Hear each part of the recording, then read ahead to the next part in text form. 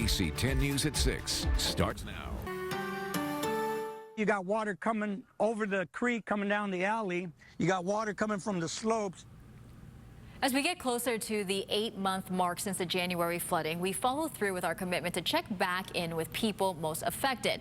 Now, one of them is Greg Montoya, who lives in the South Crest neighborhood. We met him shortly after the floods.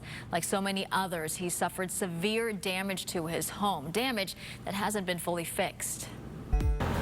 Greg Montoya's house isn't a home yet, hasn't been since January. How are you doing with all of this just constantly hanging over your head? Well, it's very frustrating, especially when your politicians and other people, you know, sit there and say, America's finest city. Yeah, America's finest city for some, but not for all. ABC 10 News first spoke to him in 2019 as he sued the city over flooding at his home back then. As you can see, there's no drainage.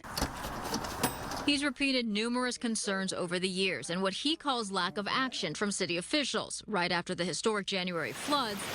They need to address the problem with the storm drain. And in the months since. Do you think they're tired of hearing from you? Oh, yes, yes, yes. Since January, progress has been made. He does have a room to sleep in now, but I got the kitchen to do, the bathroom to finish, some windows to do, some doors to hang. Yeah, last litigation. It's been a lot of paperwork and calls and money. This looked like this back in January. The insurance would only cover one structure.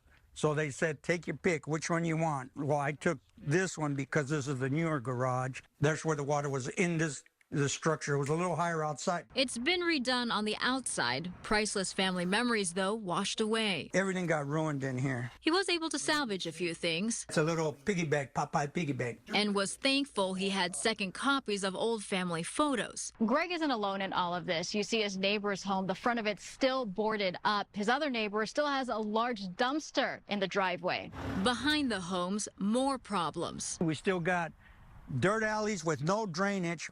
You can see that the slope of the terrain, the water is going to go directly to the properties. Greg is suing the city again. Unlike a lot of his neighbors, he had flood insurance, but said it only covered about $84,000. He got about $4,400 from FEMA and several thousand through his church, other donations, and the Housing Commission. Attorney Evan Walker said the city has denied the claims, and the lawsuit involving hundreds of plaintiffs is moving forward. We have our first court date in November. And then we're going to have our first argument about this case set in January of 2025. A year after the floods. Absolutely. Is that typical? I think it is typical, especially given the size and scope of a lawsuit like this. The city attorney's office told me they're letting the court process play out. We reached out to Councilmember Vivian Moreno. In a statement, she said her office has worked closely with the city's Engineering and Capital Projects Department to create and move forward the Beta Street Storm Drain Improvement Project. It's being designed utilizing $4.5 million.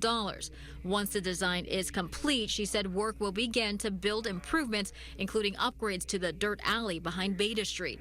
A time frame, though, wasn't given. We're neglected. You know, I wish more news people would do stories on how underserved this community is. Yeah, that's why we are following through. We want to make sure people like Greg are not forgotten. Some people have been able to fix their homes, but others like Greg still need a lot of help as the process plays out in court as well. We will follow that too.